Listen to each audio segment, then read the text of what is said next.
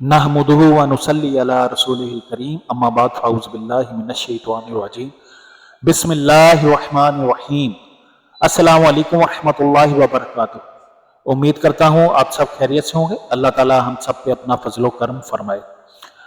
इमाम जाफर सादिक रदी अल्लाह ताला अन्हु आपके पास एक शख्स आया। उसने आके अर्ज की कि ए हजूर, मुझे कोई ऐसा अमल बता दें जिससे मैं दुनिया में कामयाब हो सकूं, जिससे मैं हर तरफ से महफूज रह सकूं, अपने दुश्मनों से महफूज रह सकूं, हसद करने वालों से और हर तरह की बलाओं मुसीबतों से महफूज रह सकूं।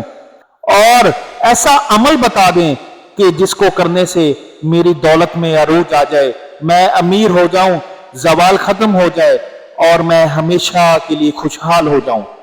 इमाम जाफर सादिक रदी अल्लाह ताला अन्हु ने फरमाया कि उन्हों के बाबा और उन्हों के बाबा और उन्हों के बाबा और उन्हों के बाबा ने हजूर अलैहिस्सलातु वस्सलाम मुबारक से सुना है कि जो कोई घर जाते वक्त, घर से बाहर जाते वक्त सूरह नसर पढ़े और अल्लाह पर तवक्कल करे, इंशाअल्लाह वो हर मुसीबत, हर परेशानी से महफूज रहेगा, हर जवाल, हर बला और हर तंगदस्ती से महफूज रहेगा।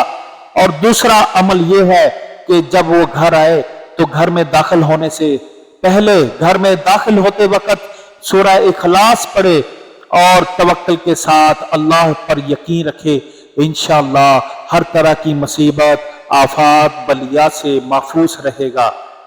ये वो खास अमल है जो इमाम जाफर सादिक रज़ी अल्लाह ताला अन्हु ने बताया।